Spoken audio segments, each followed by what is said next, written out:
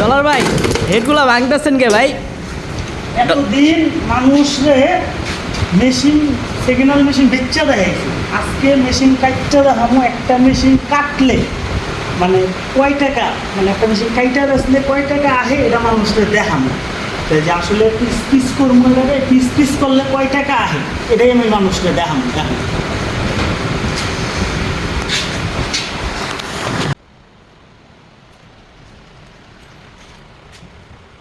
Machine খোলা পরিমাণের কষ্ট, সুমন ভাই কেমন লাগতেছে?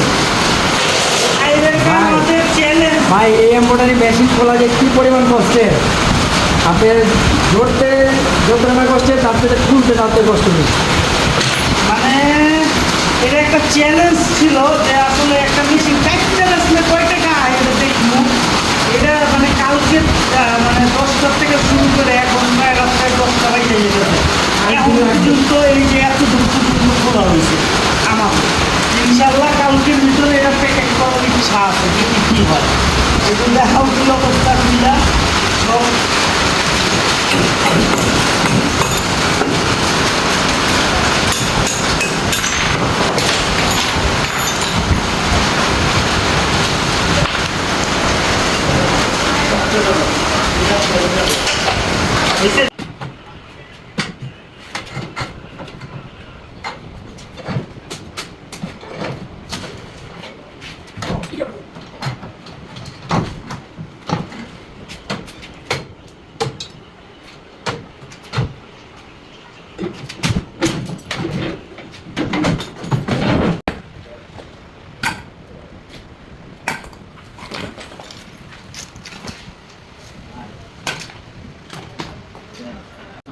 তিনটাই আছে, তিনটা না পাতা দিন। 100 গ্রাম পাতা 100 কিন্তু 100 ভাই মরে রে তাহলে ছোট রেখে করবেন একটা মাটি ভাঙবে।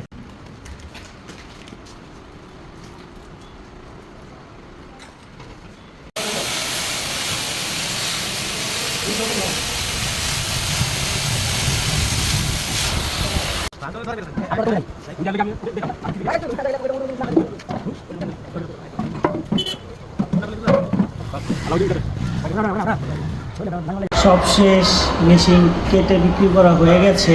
এখন এই যে দেখেন মেশিনের জায়গাটা এখন পুরো খালি। হ্যাঁ, এখন মেশিন কেটে বিক্রি করলাম টোটাল, মানে অ্যালুমিনিয়াম ছিল মেশিনে আর কি। এটা চাইনিজটার মেশিন ছিল, কোরিয়ান 20-এর 30 চেয়ার।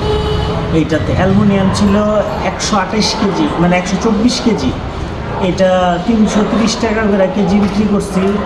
এটার দাম আসছে 40,920 টাকা।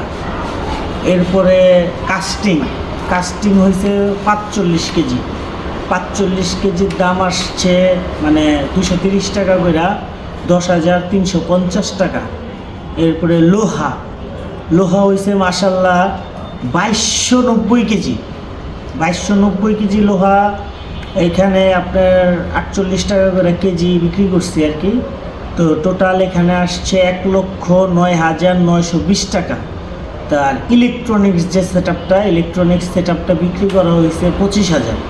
তো টোটাল এই 20-এর মেশিনটা আমি বিক্রি করছি 1,86,190 টাকা। তো এর ভিতরে আরও কিছু টুকিটাকি জিনিস আছে, কিছু শেপ যেমন রিসিভ করার, ড্রাইভ লিভার, আপার গিয়ার, জামসোলোনাইট বেস, এগুলো আমি রাইখা দিছি। ঠিক আছে, টুকিটাকি কিছু জিনিস এগুলোও রেখেছে, যেমন প্যান্ডার গাফের ক্লিপ মারার টানা, এরপরে দুইটা টেবিল, এগুলো তো সব আমার কাছে আছে। এই সমস্ত জিনিস আমি রাইখা দিছি। রাখার পরেও 1,86,190 টাকা টোটাল বিক্রি হয়েছে একটা মেশিন।